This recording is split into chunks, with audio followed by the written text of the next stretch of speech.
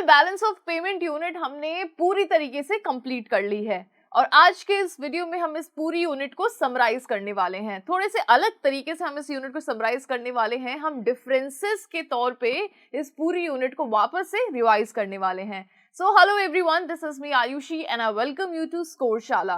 तो चलिए इस वीडियो को स्टार्ट करते हैं जिसके अंदर अपन कुछ डिफरेंसेस देखने वाले हैं।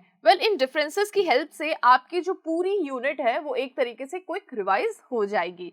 तो हमारा जो पहला डिफरेंस है that is between current account BOP and capital account BOP. Okay, so balance of payment जब हमने स्टार्ट किया था तो हमने देखा था कि बीओपी के दो कंपोनेंट्स हैं, राइट? एक है करंट और एक है कैपिटल। अब दोनों को ही हमने बड़े ही डिटेल फॉर्म में समझा था। अब दोनों के अंदर हमने किन किन चीजों के ऊपर बात करी थी एक बार वो हम यहाँ पे देखते हैं। सबसे पहले जब हम करंट अकाउंट बीओपी की जब हम बात करते हैं तो उसके अंदर कौन कौन सी चीजें इंक्लूड होती हैं? Current account records receipts and payments of foreign exchange on account of such transactions which do not impact asset and liability status of the country in relation to the rest of the world. हमने ये चीज समझी थी कि जब हम current account के बारे में पढ़ते हैं तो इसके अंदर जितने भी मॉनेटरी ट्रांजैक्शंस जो होते हैं, ओके, गुड्स के हुए या सर्विसेज के हुए, जितने भी मॉनेटरी ट्रांजैक्शंस जो होते हैं एक इकोनॉमी में, उससे क्या होता है कि उससे उस इकोनॉमी की जो भी असेट है, जो भी लायबिलिटी है, उस पे इम्पैक्ट नहीं पड़ता है, right? Thus, current account transactions do not give rise to the future claims। और जब हम बात करंट अकाउंट की करते हैं तो इसके अंदर कुछ भी फ्यूचर क्लेम्स नहीं होता है, ओके? फिर जब हमने बात करी थी कैपिटल अकाउंट की तो इसमें हमने पढ़ा था उन सब चीजों के बारे में जिससे कि क्या होता है, ये सारे इसके अंदर वो सारे मॉनेटरी ट्रांजैक्शंस इंक्लूडेड होते हैं जिससे कि एक इकोनॉमी के असेट और लायबिलिटी पे इम्पैक्ट पड़ता है, राइट? अब इसके अंदर हमने किन किन चीजों के बारे में पढ़ा था? जैसे कि हमने बोरोइंग के बारे में पढ़ा था, हमने फॉरेन इन्वेस्टमेंट के बारे में पढ़ा था और बहुत सी चीजों के बारे में हमने यहाँ पे पढ़ा था। Capital account records receipts and payment, उन सारी रिसीट्स और उन सारे पेमेंट्स को कैपिटल अकाउंट में रिकॉर्ड किया जाता है of foreign exchange on account of such transactions which impact asset and liability status of the country in relation to rest of the world. ठीक है, यहाँ पे क्या होता है, इकोनॉमी के असेट और लायबिलिटी पे इंपैक्ट पड़ता है, alright? Thus, capital account transactions give rise to future claims। और capital account की जब हम बात करते हैं तो इसके अंदर future claims included होते हैं, ठीक है? क्योंकि जब भी हम बोरो करेंगे, बोरो जब हम करते हैं तो क्या होता है कि हमारे एसेट्स तो एक टाइम के लिए इंक्रीज हो जाते हैं, लेकिन उस बोरो को क्योंकि हमें वापस से रीपे करना होता है इसलिए एक तरीके की लायबिलिटी भी हम पे बन जाती है, ठीक है? असेट्स और जो हमारी लायबिलिटी है इसमें इंक्रीज और डिक्रीज चलता है। किसके, कौन से अकाउंट के अंदर? कैपिटल अकाउंट के अंडर में, ओके? अब आगे देखते हैं इसका नेक्स्ट पॉइंट। अब इसके कॉम्पोजिशन के बारे में हम पढ़ते हैं, यानी कि कौन कौन से ऐसे कॉम्पोनेंट है जो सब मिलकर के करंट अकाउंट बनाते हैं और ऐसे कौन कौन से कॉम्पोनेंट्स है जिनको मिलाकर के कैपिटल अकाउंट फॉर्मुलेट होता है। सबसे पहले अपन करंट अकाउंट बीओपी की बात कर रहे हैं तो इसके अंदर कौन कौन सी चीजें इंक्लूड होती हैं? Export and import of goods, जिसको मर्केंडाइज या फिर विजिबल आइटम्स के नाम से भी हम जानते हैं, ठीक है? Visible trade, export and import of services. और दूसरा कौन सा है? Export and import of services, also called invisible trade. और इसको किस नाम से और जानते हैं? इनविजिबल ट्रेड नाम से हम जानते हैं, ठीक है? करंट ट्रांसफर्स, और इसके अंदर तीसरी चीज कौन सी इंक्लूडेड होती है? करंट ट्रांसफर्स, ठीक है? इन तीनों ही चीजों के बारे में हमने पढ़ा था, जिसमें हमने ये चीज भी देखी थी कि export and import of services के साथ साथ में करंट ट्रांसफर्स भी क्या होते हैं? इनविजिबल आइटम्स में काउंट होते हैं, ओके? ये तीनों चीजें जो हैं वो किसके कॉम्पोनेंट है? Component of current account BOP. फिर जब हम बात करते हैं कैपिटल अकाउंट बीओपी की तो इसके कौन कौन से कॉम्पोनेंट्स हैं? इसके अंदर आ जाता है बोरोइंग, फिर आ जाता है फॉरेन इन्वेस्टमेंट, फिर NRI deposits, banking capital and short term credit, okay? यहाँ पे बोरोइंग क्या है ये हमें पता है। फॉरेन इन्वेस्टमेंट क्या है कि जब कोई दूसरा व्यक्ति जब हमारी इकोनॉमी में जब इन्वेस्ट कर या फिर हमारी इकोनॉमी में से कोई फॉरेन में जब इन्वेस्ट करता है तो क्या होता है, जो फॉरेन एक्सचेंज यहाँ पे अकर होता है, राइट? ओके, फिर हम बात करते हैं एनआरआई डिपॉजिट्स की। एनआरआई डिपॉजिट के बारे में भी हमने पढ़ा था कि जब जो एनआरआईज होते हैं, ठीक है, वो किसी कमर्शियल बैंक, किसी मान लीजिए किसी इंडियन कमर्शियल बैंक जो कि उन्हीं की कंट्री में एक उसकी ब्रांच है, उसमें जब अपना पैसा डिपॉजिट करते हैं तो उसको कहते हैं हम NRI डिपॉजिट, उसको हम कंसिडर करते हैं। ओके, क्योंकि वो ब्रांच तो है हमारी कंट्री की और वो ब्रांच लेकिन है भले वहां पे सिचुएटेड है, एस्टेब्लिश्ड है वहां पे, लेकिन उसको क्या माना जाएगा कि भाई वो जो पैसा है जो उन्होंने डिपॉजिट किया है, मान लीजिए स्टेट बैंक ऑफ इंडिया की एक ब्रांच यूएसए में है, ठीक है, और वहां पे कोई NRI है, वो उस बैंक में अपना पैसा जमा कर रहे हैं, ठीक है, तो उस डिपॉजिट को किसके अंडर में काउंट करेंगे हम, उसको हम कैपिटल अकाउंट ऑफ बीओपी में काउंट करेंगे। ओके, फिर आता है बैंकिंग कैपिटल। अब बैंकिंग कैपिटल के बारे में भी हमने पढ़ा था, और फिर आता है शॉर्ट टर्म डेब्ट। अब शॉर्ट टर्म डेब्ट के बारे में भी हमने पढ़ा था कि इसके अंदर 2 ट्रेडर्स होते हैं, और शॉर्ट टर्म के लिए एक ट्रेडर दूसरे ट्रेडर को क्या देता है, लोन दे देता है या फिर कोई कमोडिटी दे देता है, जिसके बदले में 3 महीने या 4 महीने या जो भी एक टाइम पीरियड के बाद में वो जो ट्रेडर है वो उनको पेमेंट कर देता है, राइट। सो एक तरीके से ये क्या होता है, शॉर्ट टर्म डेब्ट। ओके, सो आई होप कि इन दोनों की जो कॉम्पोजिशन है वो आपको क्लियर हो गए होंगे। आगे देखते हैं। सो आगे आता है सिग्निफिकेंस। अब सिग्निफिकेंस क्या होता है इसके बारे में हम समझते हैं। So current account transactions reveals export minus import an important component of AD in the domestic economy. अब जो एग्रीगेट डिमांड है, इकोनॉमी का जो एग्रीगेट डिमांड है, उसके अंदर किस चीज को रिवील करता है, current account, export and import को, ठीक है। Now, current account transactions reveal net factor income from abroad, an important component of national income. और करंट अकाउंट में एक चीज और रिवील की जाती है, NFIA। ओके, सो अगर आपको करंट अकाउंट के बारे में जब आपसे पूछा जाए तो आपको ये चीज ध्यान रखनी है कि NFIA यहाँ पे रिवील होता है करंट अकाउंट में। और दूसरी चीज, नेट एक्सपोर्ट के बारे में भी हम कौन से अकाउंट में बात करते हैं, करंट अकाउंट में हम बात करते हैं, क्योंकि हम जानते हैं कि जो एग्रीगेट डिमांड है इकोनॉमी की वो किससे सिग्निफिकेंट है, एक्सपोर्ट एंड इंपोर्ट से, राइट। सो यहाँ पे हम एडी के अंडर में जो x माइनस m होता है उसको भी हम यहाँ पे रिवील करते हैं, साथ ही में हम NFIA को भी यहाँ पे रिवील करते हैं। ओके, फिर जब हम बात करते हैं कैपिटल अकाउंट की, so capital account transactions reveal borrowing from rest of the world. इसमें क्या चीज हम रिवील करते हैं, सबसे पहली चीज होती है बोरोइंग, के रेस्ट ऑफ द वर्ल्ड से इस इकोनॉमी ने कितना बोरो किया है, वो चीज यहाँ पे रिवील होती है। It is a reflection of backwardness, और जो कि क्या दर्शाती है कि वो जो इकोनॉमी है वो कितनी बैकवर्ड है ना, उसे कितना क्रेडिट लेने की जरूरत पड़ती है, ठीक है।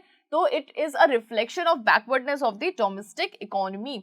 फिर आता है capital account transaction shows foreign investment in domestic economy. अब कैपिटल अकाउंट क्या चीज शो करता है कि फॉरेन इन्वेस्टमेंट, उसके मार्केट की कंडीशन शो करता है कैपिटल अकाउंट। कैसे कि भाई इस मार्केट में कितना फॉरेन इन्वेस्टमेंट हुआ है, इस मार्केट ने कितना फॉरेन इन्वेस्टमेंट किया है, और इससे क्या पता चलता है कि उस मार्केट का पोटेंशियल कितना है, कितना स्ट्रांगली वो मार्केट वहां पे एस्टेब्लिश्ड है, right. While it reveals market potential of the domestic economy, it also reveals dependence on rest of the world for our GDP growth.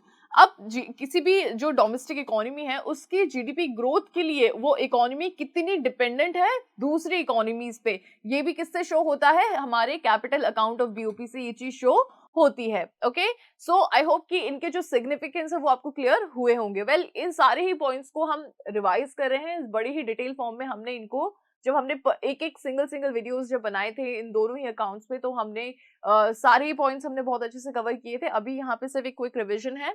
Okay, so next point हम देखते हैं इसका, because of their direct impact on aggregate demand. अब क्योंकि current account का direct impact किस पे होता है, उस इकोनॉमी के एग्रीगेट डिमांड पे होता है।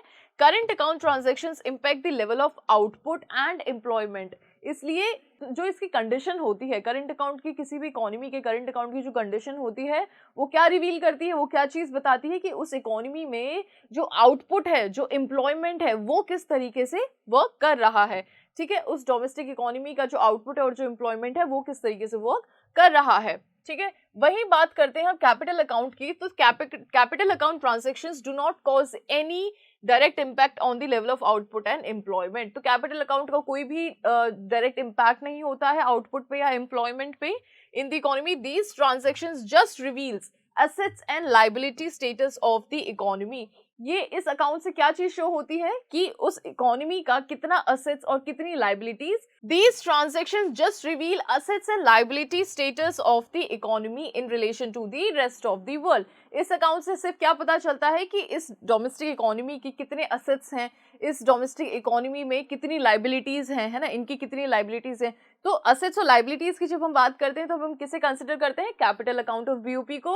और वहीं जब हम एग्रीगेट डिमांड की बात करते हैं, जब हम एनएफआईए की जब हम बात करते हैं, तब हम कौन से अकाउंट को कंसिडर करते हैं, हम करते हैं करंट अकाउंट ऑफ बीओपी को consider. Okay, so I hope कि ये दोनों जो डिफरेंसेस हैं which is current account and capital account आपको अच्छे से क्लियर हुए होंगे कि भाई करंट अकाउंट कौन सा अकाउंट होता है, इसके अंदर कौन कौन से कंपोनेंट्स इंक्लूडेड होते हैं, इसके सिग्निफिकेंस क्या होते हैं। ठीक है, वहीं जब हम बात कैपिटल अकाउंट की करते हैं तो इसका मेन पर्पस क्या होता है। सो ये आपको क्लियर हो गया है। आगे बढ़ते हैं, हमारा जो नेक्स्ट डिफरेंस है वो समझते हैं। सो हमारा जो नेक्स्ट डिफरेंस है which is in between of balance of trade and current account balance of payment, यानी कि वापस बैलेंस ऑफ ट्रेड और करंट अकाउंट बीओपी के बीच का क्या डिफरेंस है। वेल, अगर इसको हम वर्बली समझे पहले, सो बैलेंस ऑफ ट्रेड में क्या आते हैं, only goods, export and import of goods. ठीक है, दैट्स इट। वही जब हम बात करते हैं करंट अकाउंट ऑफ बीओपी, तो इसके अंदर क्या क्या चीजें इंक्लूड होती हैं, इसके अंदर सर्विसेज भी इंक्लूड होती हैं, इसके अंदर करंट ट्रांसफर्स भी इंक्लूड होते हैं। जब हम सिर्फ गुड्स की बात करते हैं, export and import of goods की जब हम बात करते हैं, तो उसको हम किस में कंसिडर करते हैं, बीओटी में, बैलेंस ऑफ ट्रेड में। Okay, so balance of trade is that account which records import and exports of goods only. अब यहाँ पे सिर्फ हम गुड्स को कंसिडर करते हैं। और वही जब हम करंट अकाउंट की बात करते हैं तो इसके अंदर किन किन चीजों को इंक्लूड करते हैं, import and export of goods, import and export of services and current transfers, यानी कि इसमें तीनों ही चीजें इंक्लूडेड होती हैं। Next is it is the difference between visible export and visible import. अब visible export and visible import क्या है, गुड्स ही है, क्योंकि गुड्स को ही हमने विजिबल ट्रेड का नाम दिया है, विजिबल चीजों का नाम दिया है कि जो भी विजिबल चीज, कोई भी विजिबल गुड जो कि बॉर्डर क्रॉस कर रहा है, जो हम इजीली देख सकते हैं, वो किसके अंदर में आता है, बीओटी में वो कंसिडर होता है। फिर इधर हम बात करते हैं, it is the sum total of trade balance and invisible balance. अब इसमें ट्रेड बैलेंस और इनविजिबल बैलेंस दोनों ही चीजें आ जाती हैं। ये दोनों चीजें जब मिल जाती हैं, विजिबल एंड इनविजिबल, तो वो कौन सा अकाउंट बन जाता है, current account of BOP. Invisible में कौन कौन सी चीजें आ जाती हैं, दो आती हैं, एक होती है सर्विसेज और दूसरे होते हैं current transfers. Okay, invisible balance includes balance on non factor services, balance on income arising out of factor services and balance on current transfers. So हमने ये चीज पढ़ी है, जब हम सर्विसेज की बात करते हैं तो हमने दो तरीके की सर्विसेज पढ़ी थी, एक थी फैक्टर सर्विस और दूसरी थी नॉन फैक्टर सर्विस, राइट। और वहीं हमने जब इसका दूसरा पार्ट पढ़ा था तो उसमें हमने क्या चीज इंक्लूड करे थे, करंट ट्रांसफर्स हमने इसमें इंक्लूड किए थे। ओके, नाउ इसका जो थर्ड डिफरेंस है that is it involves international transactions relating to physical goods which can be seen crossing the borders. हम यहाँ पे फिजिकल गुड्स की बात करते हैं, इजी है।